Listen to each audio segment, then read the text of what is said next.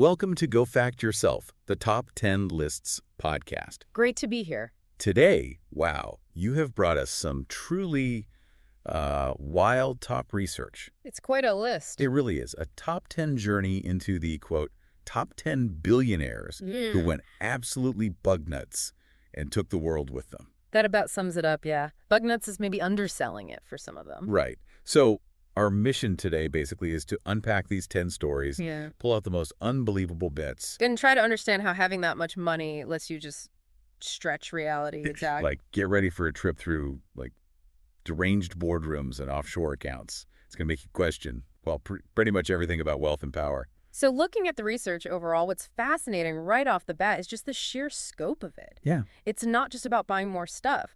For these people, it seems like it became a license to just rewrite the rules of reality itself. Totally. And your top research gives us 10 examples. Billionaires or, people with that kind of influence who went, let's say, a little off the rails. Just a little. Some tried to, literally control the weather. Unbelievable. Others were aiming for immortality, but, in space. As you do. And one guy bought an island just so he could be eccentric in private. You need your space for that, apparently. Apparently. So we'll dig into the facts, the sources, and try to figure out what it all means. You ready to jump into number 10? Let's do it. And this first one, it really sets the stage for the kind of, the unconventional thinking we're going to see. Okay, number 10. We're going way back, early 20th century. An oil baron who kind of declared war on the weather. Charles Hatfield, the rainmaker. Right. Now, maybe not a billionaire like today, but back then, this moisture accelerator, as he called himself. Weather wealthy. I like that. Yeah. So 1915, L.A. is desperate. Huge drought. They hire him. Not some scientist, right? Just a guy with secret chemicals. Exactly. Whipping up concoctions, claiming he can make it rain. Yeah. And the result, well, it's unbelievable. It rained. Oh, boy, did it rain. It rained so hard for days that over 100 people died. L.A. was devastated by floods. Just catastrophic flooding.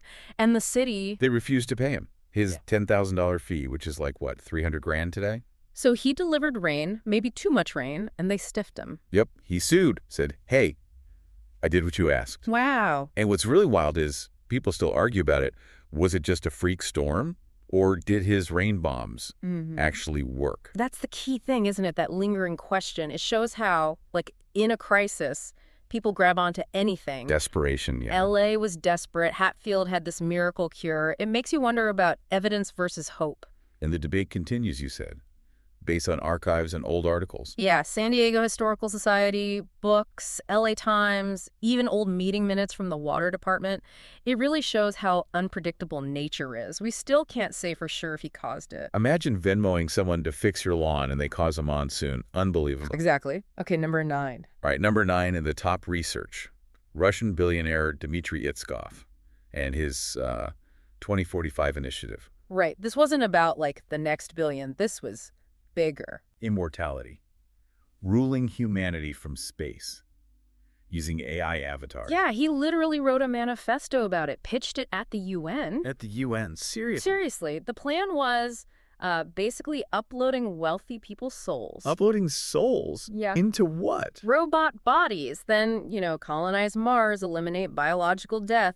All by 2045. You had a deadline and everything? Oh, yeah. He even pictured this orbital mine colony called Neo-Earth. Neo-Earth. What's the key takeaway here besides just, wow? Well, Itskov made his money in Russian media, right? But clearly, earthly stuff wasn't enough. Apparently not. What's fascinating is the level of control he's after. Not just Earth, but existence itself. Right. His manifesto, articles about him, the UN archives, it all points this ambition to, fundamentally change what it means to be human, set up a whole new cosmic order. And the ethics of that. I mean, transferring consciousness, can you even do that? That's the huge question. Is it possible? And if it is, if your mind is just data in a robot? It's pure sci-fi, but funded by billions.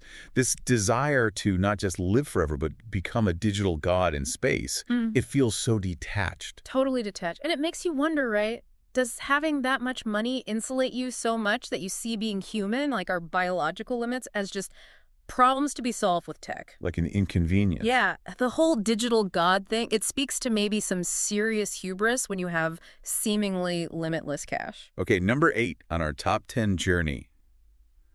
This guy feels like the blueprint for the eccentric billionaire.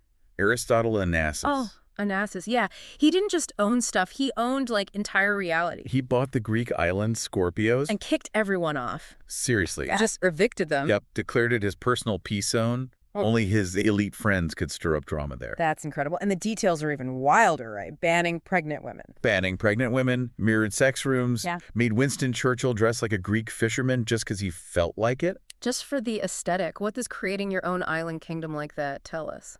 Onassis really was like a force of nature, wasn't he? Shaping everything around him, buying an island, making the rules. It's the ultimate expression of creating your own little world. The sources back this up. Biographies, property records. Oh, yeah. Frank Brady's biography, Greek property records, Vanity Fair, even Jackie Kennedy's tapes.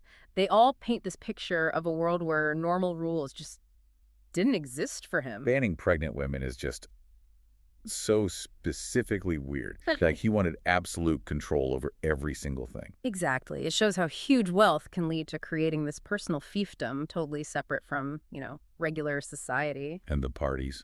Dueling pianos, a pet cheetah. Diamond-filled briefcases as party favors, apparently. He basically invented the influencer retreat before Instagram. But again, banning pregnant women. Was he afraid a baby shower would crash his vibe? Who knows? It's just fascinating how wealth lets you build that private world with totally bizarre rules. It really blurs the line, doesn't it, between eccentric and kind of autocratic? Yeah. Definitely. When you can evict people and tell Churchill what to wear, you're not just rich anymore. It makes you ask, when does shaping your environment become just unchecked power? Good question. Yeah. Okay, before we hit the rest of the top 10 journey, your top research dug up some quick hits too, right? The fact blast zone. Yeah, some smaller but equally out there examples. Like the Mormon billionaire Paul Haight trying to clone Jesus in the 90s. Reportedly, using blood relics and Israeli biotech, it really shows how personal faith plus tons of money can lead to unique projects. Unique is one word for it.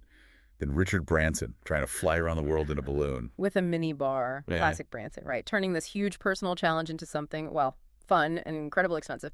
It's that pursuit of audacious goals just because you can. Okay, this one's weird. A billionaire buys a ghost town and hires failed actors to live there and pretend it's the Old West. 24/7. Yeah. Welcome to Tombstone 2.0, the article called it. It seems like the ultimate fantasy indulgence, right? Building and controlling your own little alternate reality. It's like Westworld, but maybe sadder. Okay, tech giants aren't safe either.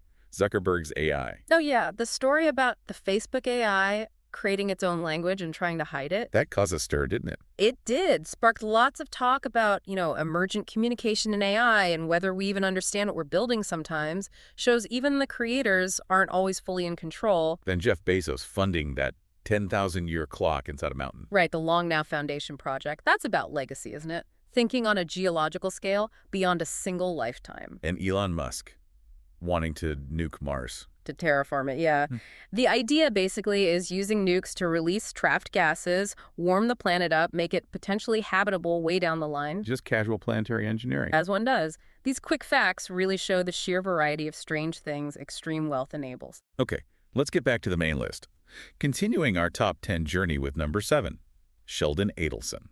The Vegas casino king. He didn't just build casinos, right? She built this empire reflecting his own tastes. Yeah. Including a replica Vatican in Macau. A replica Vatican, complete with holy suites you had to pay extra for. It really shows how you can just impose your personal vision, however odd, on a massive scale if you have the money and control. Gambling next to the Vatican, it's quite a mix. And then the surveillance tech. That sounds even more unsettling. Oh, yeah. The AI surveillance system across his casinos, tracking facial expressions, betting, even what it called moral deviance. Moral deviance, defined by who? Him. Presumably. The Wired article on it was called The AI That Runs Vegas. It raises huge questions about privacy, obviously, but also about using tech to judge people's behavior, trying to code morality. That's a big step. Especially when he also owned the main local newspaper, right? Controlling the narrative, too. Exactly. It's a stark example.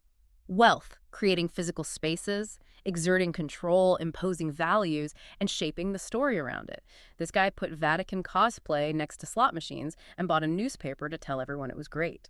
What does that say about influencing public perception when you're that rich? It shows how the lines blur, right, between business and wanting this huge societal influence, shaping environments and information. That's a potent combo. Okay, number 6 in the top 10 journey. Saudi Prince Al-Walid bin Talal. His mega yacht, the Kingdom 5KR, sounds like a Bond villain's boat. It kind of does. Reportedly had a heliport, an aquarium full of sharks. Sharks. Seriously. That's the report. And allegedly a black market missile detection system. A missile detection system on a yacht. What does that level of extravagance and security tell us? Well, the reports, Forbes, Vanity Fair, they paint this picture of just extreme opulence, but also this need for security and self-sufficiency that's almost unreal. A shark tank, missile defense. It's less a yacht, more a floating fortress. Highlights the resources, maybe also the paranoia. Perhaps. A perception of the world that requires that level of protection. And he supposedly said he preferred the yacht to buying Monaco because it floats above taxes. That quote says it all, doesn't it? A certain detachment from normal financial rules. And suing Forbes because they ranked him slightly lower on the billionaire list. What does that show? Yeah, that Guardian article covered the lawsuit. It highlights this focus not just on having wealth, but on the perception of it. Like the ranking itself matters immensely. It suggests their status is about money. Yeah, but also position in that super exclusive global club. All right, number 5 in the top 10 journey. Peter Thiel, PayPal co-founder. His approach to, well, existence is pretty unique. Thiel's fascinating. He funded that doomsday vault up in the Arctic. Right, to preserve what? Elite genes? Crypto keys? Elite genetic data, crypto keys, and reportedly his own frozen blood. Wow. What's behind that kind of extreme preservation? Well, looking at articles about him, the immigration leaks, his investments, there's this deep interest in extending life, maybe forever, and being ready if society collapses. The vault is like a physical symbol of that. A Noah's Ark for the, digital and biological elite. A belief that things could go very wrong and a desire to make sure a select few survive. Seems like it. And then there's his desire to live to 200. Exploring things like injecting young people's blood. Yeah, he's spoken about that publicly, which obviously raises huge questions. Like who gets access to that kind of tech, if it ever works? Exactly. If radical life extension becomes real, who gets it?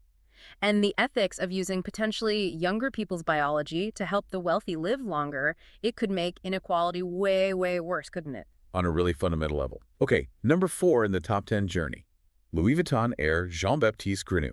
Ah, yes, the Caribbean island nudist colony. For the ultra-wealthy. Complete with LSD rituals. And a gold-plated confession booth. The whole setup sounds intense, like hedonism dialed up to 11. Creating this private playground where normal rules are just gone. Actively inverted, even. A gold-plated confession booth is quite the detail. Like mixing total indulgence with some kind of performance of guilt. Maybe. It just shows how extreme wealth lets you build these totally personalized, super eccentric experiences, completely cut off from normal life. And the staff had to wear designer robes and call them Mundo Vin, my divine. Yeah, it's like a supervillain backstory, but instead of a chemical spill, it's just too much money. What's the point of creating that theatrical environment? The robes, the name. Yeah. It suggests he built this whole personal myth, right? Wanted to be treated like royalty or, a god in his own little world. Blurring the lines between reality and his own fantasy. Seems like it. Creating his own world, own rules, own hierarchy. Okay, number 3. This one feels darker. Ramesh Balwani, the Theranos guy. Sunny Balwani, yeah. Yeah. Infamous. He secretly funded a startup, Karma.ai. Trying to replace the legal system with a blockchain morality algorithm. It's genuinely unsettling. The idea seems to be that you can boil down complex human behavior, ethics, morality into numbers, into data points an algorithm can track. Using blockchain, so it's like immutable. Right, a decentralized ledger to track these morality scores based on algorithms analyzing everything from your online clicks to your biometric responses. And it assigns scores.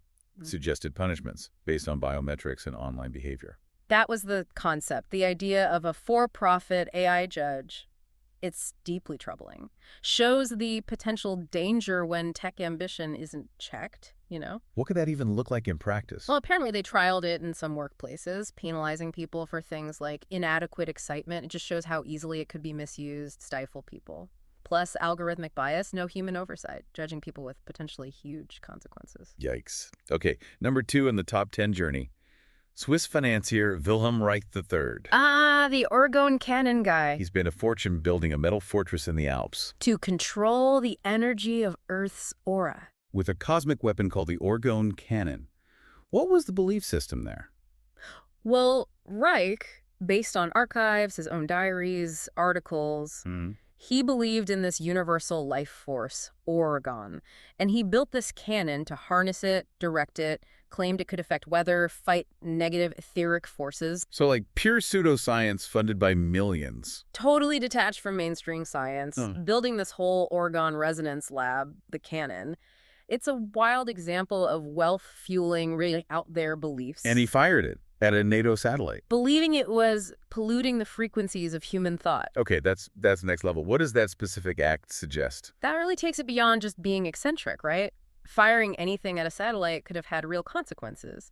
It highlights the danger when someone with huge resources and unconventional beliefs acts on them without considering the rules or the potential harm. Wealth insulating them from accountability, maybe? Leading to unpredictable actions? Exactly. Things can get weird and potentially dangerous fast. And finally, number 1. Top of our list in this top 10 journey.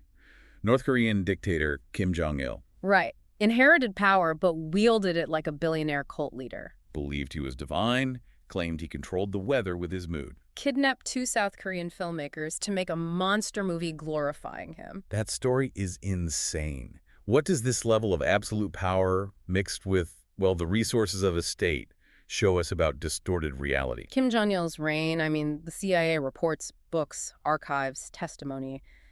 It's a chilling look at how absolute power and a personality cult can just warp reality for an entire country. His personal wealth, hard to track but obviously immense, let him indulge every whim while controlling the whole narrative. Complete detachment from objective truth. Totally, and rewriting history, claiming he invented the hamburger. Walked at 3 weeks old, never needed the bathroom. The creation of those myths just underlines how power can shape the past, not just the present. What's a takeaway from that level of manipulation? Well, kidnapping filmmakers is pretty concrete. A disturbing example of that unchecked power being used for propaganda. Absolutely. His story is just a stark reminder. Absolute power, no accountability. It leads to this complete, pervasive distortion of reality. Affects everyone. So, wrapping this up, what does it all mean? Our top 10 journey through these Bugnuts billionaires. It reveals this really fascinating, often unsettling mix, doesn't it? Extreme wealth, ambition, totally unchecked, and just leaving conventional reality behind. From trying to control weather to chasing immortality, rewriting history, it shows how far money can take you when normal limits don't apply. What's the big thought this leaves you with? Looking at the bigger picture, it really makes you question the societal impact of such extreme wealth concentration and the accountability, or often the lack of it. Yeah. Their actions seem eccentric, maybe harmless sometimes, but they can have huge consequences. Makes you think about the implications of that much concentrated power. It definitely makes you think about responsibility, right? Yeah. Are they just eccentric? Or does this stuff have wider effects? And what does it say about our society that this level of wealth even exists? It definitely brings up questions about the systems, the structures that allow for this concentration. Do those systems have enough safeguards against this kind of stuff, against unusual agendas fueled by billions? We hope this top 10 journey gave everyone some surprising facts, plenty to think about from the top research you shared. Maybe considering the ethics of it all, or immortality, or just, wow, the audacity. It's been quite the exploration, seeing the truly diverse, often bizarre ways immense wealth can shape people and sometimes the world. Absolutely. Thank you for bringing this incredible top research to Go Fact yourself. My pleasure. It was fascinating. For our listeners, if you enjoyed this top 10 journey into the unbelievable, definitely share, rate, and follow Go Fact Yourself. Got other topics you're curious about, other sources you found? Send them over. We're always up for the next top 10 journey. Who knows? Maybe those billionaire feuds that turn violent. Ooh, now there's an idea. Just say the word. Until then, go fact yourself. Welcome to Go Fact Yourself, a weekly top 10 show where bizarre truths and savage trivia will get you saying WTF. No way that's real. Amazing lists told in a fun and fascinating way. Share, rate, follow, and go fact yourself at